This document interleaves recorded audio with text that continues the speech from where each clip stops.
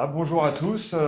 Voilà, on est très heureux de prendre la succession de Bertrand et Timothée pour effectivement enfin vous présenter cette revue systématique qu'on a produite avec Cyril Garcia, le collègue ici, et moi-même Rémi Touraine, dans le cadre de l'obtention du fellow OMT France, porté par la FOM ici. Alors, le sujet est le suivant. On s'est intéressé au traitement de kinésithérapie dans le cadre des vertiges cervicogéniques. Et on a réalisé alors une revue systématique d'essais contrôlés randomisés. Alors, étant rééducateur vestibulaire et praticien Medland, nous nous sommes intéressés à ce sujet puisqu'il regroupait ces deux compétences. L'autre point qui a attiré notre curiosité, c'est que le vertige cervicogénique est controversé tant dans son existence que dans son diagnostic, puisqu'il n'y a pas d'examen complémentaire qui permet d'objectiver ce problème. C'est pourquoi Magnusson et Mastrom concluent que pour eux, le meilleur diagnostic serait une diminution de la douleur cervicale et des vertiges après un traitement de cette région. Alors, dans cette même idée, le but de notre étude était donc d'évaluer l'effet des traitements kinés appliqués sur la région cervicale pour réduire les cervicalgies, l'intensité des vertiges et l'handicap chez le patient présentant un vertige cervicogénique idiopathique. Nous avons voulu séparer les vertiges cervicogéniques idiopathiques des traumatiques, comme ceux ressentis par exemple dans le whiplash. Alors, pour la conduite de cette revue systématique, on a utilisé les guidelines de Prisma afin d'obtenir un niveau de qualité optimal. On a commencé une revue de littérature en décembre 2023 et nous avons fait une mise à jour de cette revue de littérature en mars 2025. Les moteurs de recherche utilisés sont PubMed, Google Scholar et Pedro. On a bien entendu des critères d'inclusion et d'exclusion sur les études. Alors sur l'inclusion, comme je le disais plus tôt, on avait les essais contrôlés randomisés pour être au sommet de la pyramide tant que possible des preuves scientifiques. Ces ECR devaient s'intéresser uniquement au traitement du champ de compétences des kinésithérapeutes. Ça pouvait être aussi bien de la thérapie manuelle que du dry needling ou de la thermothérapie. Et au minimum, avoir une évaluation pré- et post-traitement de la douleur et des vertiges. Puisque nous avons choisi également voilà, une définition du vertige cervicogénique où il existe une coexistence de la douleur et des vertiges, ce qui peut faire débat parfois. Dans les critères d'exclusion, il y a eu les langues, bien sûr. On a sélectionné que ce qui était en anglais et en français.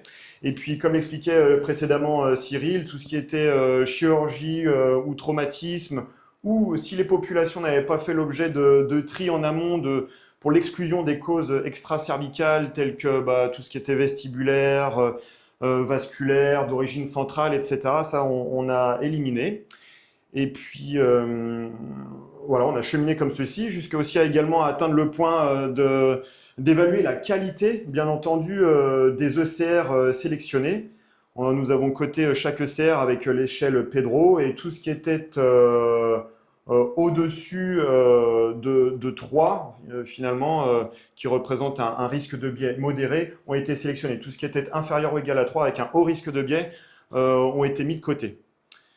Et puis nous avons travaillé main dans la main avec mon collègue afin d'extraire les données de manière la plus consensuelle et réfléchie. Comme précédemment, il y a le flowchart des revues systématiques qui en découlent, bien sûr.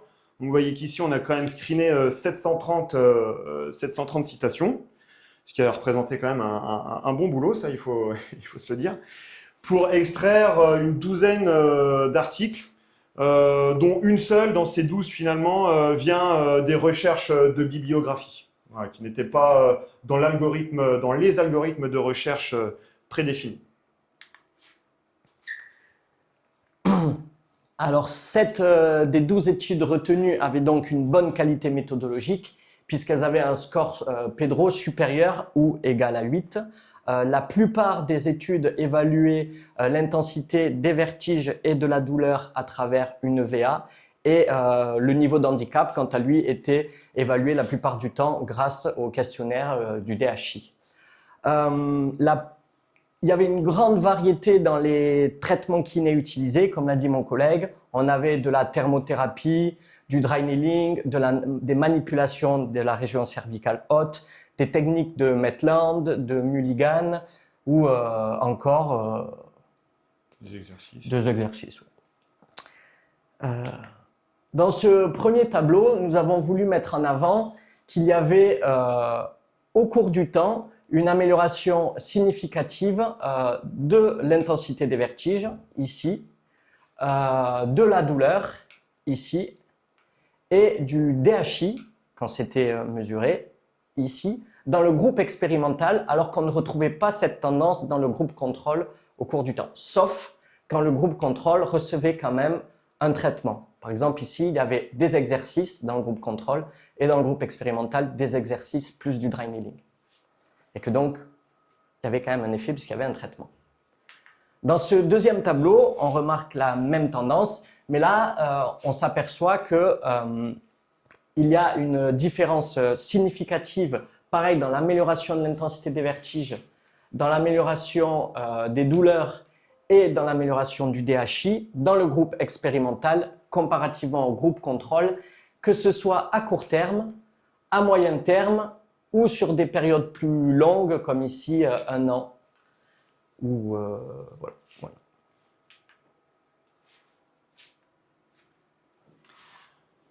Voilà, donc avec ces résultats, on a fait une discussion où on a cherché les points positifs et les points, bien sûr, à nuancer des résultats, à commencer, bien entendu, par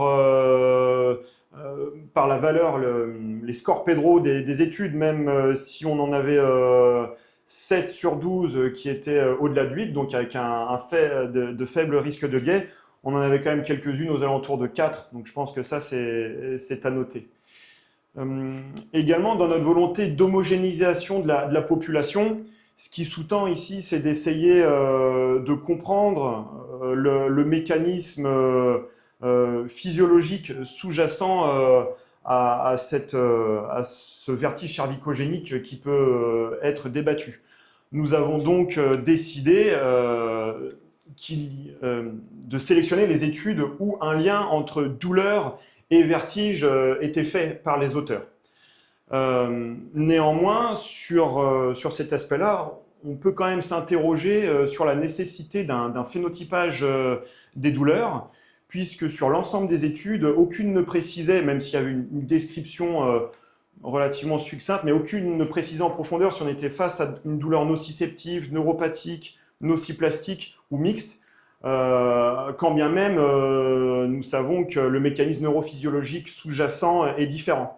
Alors, il paraîtrait être intéressant pour les prochaines études d'être certain du mécanisme de douleur sous-jacent afin d'extraire les liens les plus probables entre ces deux symptômes.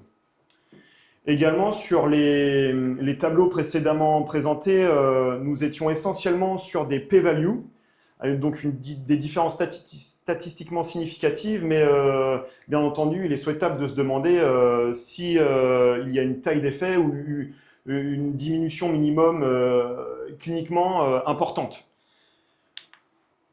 Nous sommes donc allés voir les DMCI des EVA de douleur, qui se situent environ à 20 mm, 2 cm.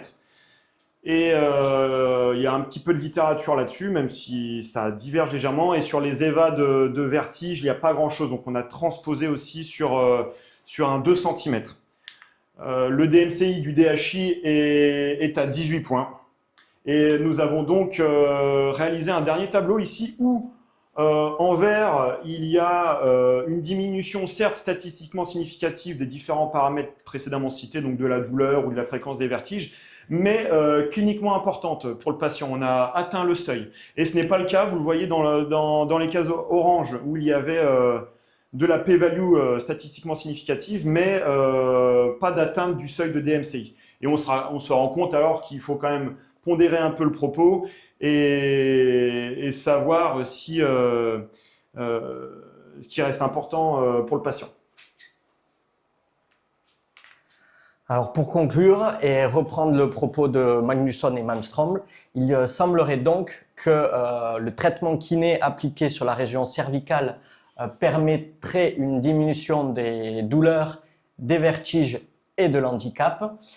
Et qu'en plus, dans certains cas, le changement pourrait être suffisant pour être ressenti par le patient.